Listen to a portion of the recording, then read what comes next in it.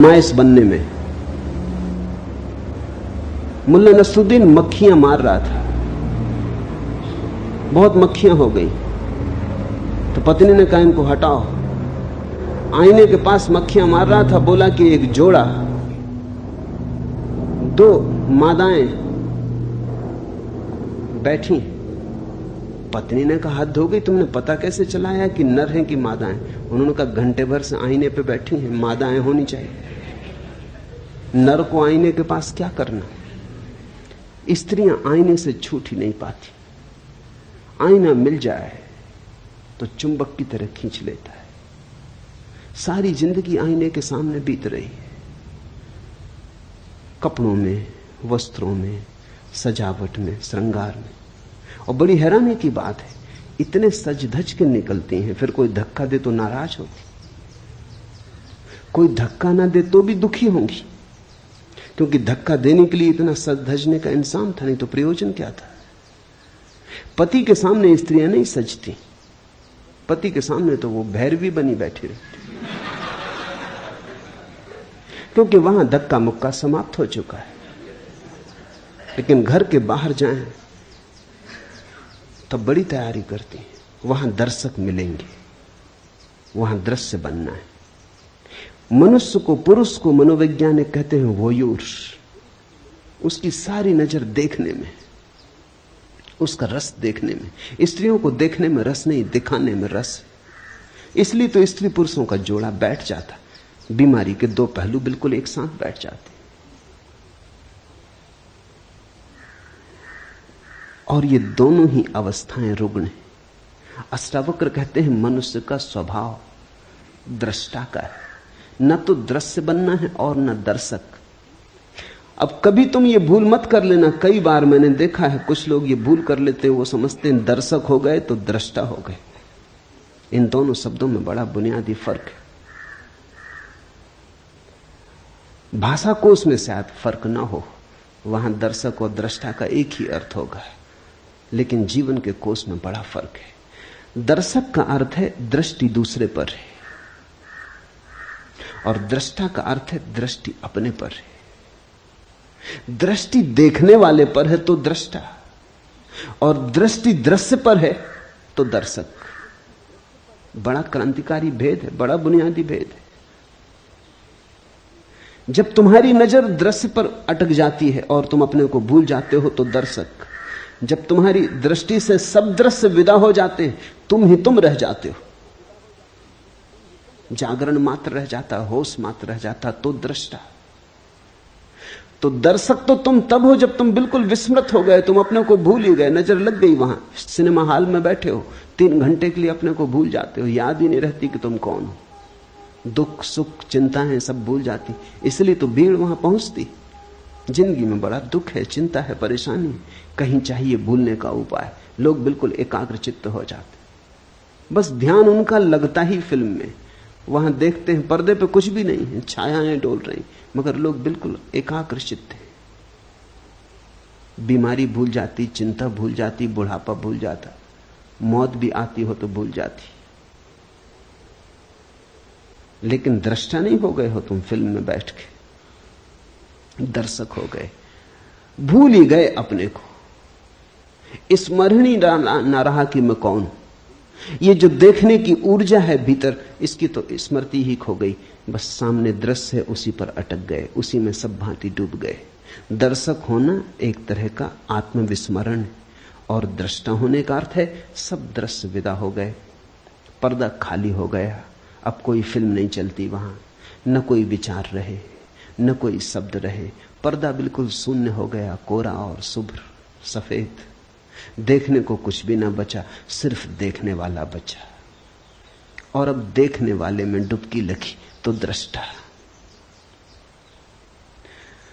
दृश्य और दर्शक, मनुष्यता इनमें बटी। कभी कभी कोई दृष्टा होता है, कोई अष्टावक्र, कोई कृष्ण, कोई महावीर, कोई बुद्ध। कभी कभी कोई जागता और दृष्टा होता है। तू सबका एक दृष्टा है। और इस सूत्र की खूबियां ये हैं कि जैसे ही तुम दृष्टा हुए तुम्हें पता चलता है दृष्टा तो एक ही है संसार में, बहुत नहीं। दृश्य बहुत है, दर्शक बहुत है। अनेकता का अस्तित्व ही दृश्य और दर्शक के बीच है। वो झूठ का जाल है। दृष्टा तो एक ही है। ऐसा समझो कि चांद निकला, पूर्णिमा का चांद निकला, नदी पोखर में, तालाब सरोवर में, सागर में, सरिताओं में, सब जगह प्रतिबिंब बने। अगर तुम पृथ्वी पर घूमो और सारे प्रतिबिंबों का अंकन करो तो करोड़ों अरबों खरबों प्रतिबिंब मिलेंगे, लेकिन चांद एक है, प्रतिबिंब अनेक है। दृष्टा एक है, दृश्य अनेक है, दर्शक अनेक है। वो सिर्फ प्रतिबिंब है, वो छायाएं। तो जैसे ही कोई व्यक्ति दृश्य और दर्शक से मुक्त होता है, न तो दिखाने की इच्छा रही कि कोई देखे, न देखने की इच्छा रही। देखने और दिखाने का जाल छूटा, वो रस न रहा, तो वैराग्य। अब कोई इच्छा नहीं होती कोई देखे और कहे कि सुंदर हो, सज्जन हो, संत हो, साधु हो। अगर इतनी भी इच्छा भीतर रह गई कि लोग तुम्हें साधु समझें, तो अभी तुम पुराने जाल में पड़े हो। अगर इतनी भी आकांक्षा रह गई मन में कि लोग तुम्हें संत पुरुष समझें, तो तुम अभी पुराने जाल में पड़े हो। अभी संसार नहीं छूटा। संसार ने नया रूप लिया, नया ढंग पकड़ा, लेकिन यात्रा पुरानी ही जारी है, सातत्य पुराना ही जारी। क्या करोगे देखकर? खूब देखा, क्या पाया? क्या करोगे दिखाकर? कौन है यहां जिसको दिखा के कुछ मिलेगा? इन दोनों से पार हटकर, द्वंद्व से हटकर जो दृष्टा में डूबता है, तो पाता है कि एक ही है। ये पूर्णिमा का चांद तो एक ही है। ये सरोवरों, पोखरों, तालाबों, सागरों में अलग अलग दिखाई पड़ता था। अलग अलग दर्पण थे, इसलिए दिखाई पड़ता था।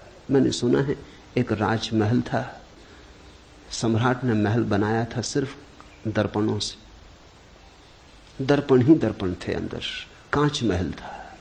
एक कुत्ता, सम्राट का खुद का कुत्ता, रात बंद हो गया, भूल से अंदर रह गया। उस कुत्ते की अवस्था तुम समझ सकते हो क्या हुई होगी। वही आदमी की अवस्था है। उसने चारों तरफ देखा, कुत्ते ही कुत्ते थे, हर दर्पण में कुत्ता था। वो घबरा गया, वो भौंका। जब आदमी भयभीत होता है तो दूसरे को भयभीत करना चाहता है। शायद दूसरा भयभीत हो जाए तो अपना भय कम हो जाए। वो भौंका, लेकिन स्वभाव था वहां तो दर्पण ही थे। दर्पण दर्पण से कुत्ते भौंके, आवाज उसी पर लौट आई, अपनी ही प्रतिध्वनि थी। रात भर भौंकता रहा और बागता और दर्पणों से जूझता लहूलुहान हो गया। वहां कोई भी न था, अकेला था। सुबह मरा हुआ पाया गया, सारे भवन में खून के चिन्ह थे। उसकी कथा आदमी की कथा है। यहां दूसरा नहीं, यहां अन्य है ही नहीं। जो है अनन्य है, यहां एक है। लेकिन उस एक को जब तक तुम भीतर से न पकड़ लोगे, ख्याल में ना आएगा। तू सबका एक दृष्टा है और सदा सचमुच मुक्त है। अष्टावक्र कहते हैं सचमुच मुक्त है। इसे कल्पना मत समझना। आदमी बहुत अद्भुत है। आदमी सोचता है कि संसार तो सत्य है और ये सत्य की बातें सब कल्पना है। दुख तो सत्य मानता है, सुख की कोई किरण उतरे तो मानता है कोई सपना है, कोई धोखा है। मेरे पास लोग आते हैं, वो कहते हैं बड़ा आनंद मालूम हो रहा है। शक होता है ये कहीं भ्रम तो नहीं। दुख में इतने जन्मों जन्मों तक रहे कि भरोसा ही खो गया कि आनंद हो भी सकता है। आनंद असंभव मालूम होने लगा है। रोने का अभ्यास ऐसा हो गया है, दुख का ऐसा अभ्यास हो गया है, कांटों से ऐसी पहचान हो गई कि फूल अगर दिखाई भी पड़े तो भरोसा नहीं आता, लगता है सपना है। आकाश